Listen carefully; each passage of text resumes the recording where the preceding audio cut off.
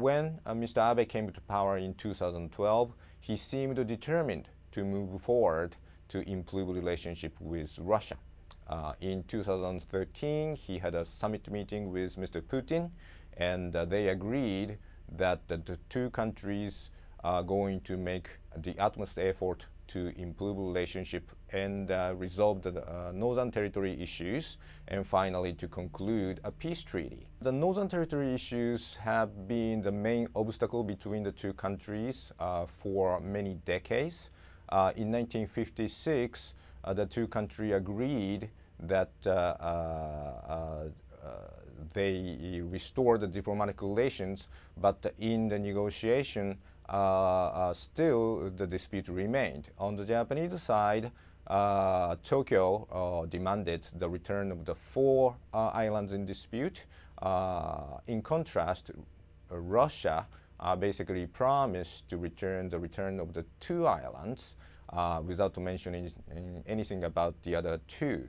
Mr. Abe has expressed many times that it is abnormal that Russia and Japan have yet to have a peace treaty after 70 years since the war ended.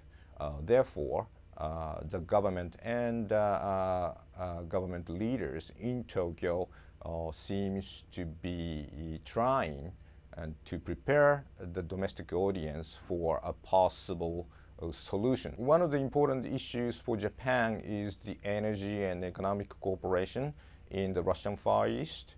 As you know, the 2011 disaster in Japan caused huge problems, and since then, the nuclear power generation in Japan is put to halt. Setting beside the issue of whether or not it should be, reactivated or not, the fact of the matter is that Japan needs energy sources. And of course, Russia can be one very important alternative. Another interesting and new development between the two countries is the economic and security cooperation in the Arctic Ocean. In the 2013 summit meeting, Mr. Putin and Mr. Abe agreed to have the first 2+2 meeting between the two countries, and which was realized later the same year. And one of the impetus for such a cooperation, I believe, stems from the recognition on the both capital that the bilateral security and cooperation in that new area is positive for both countries.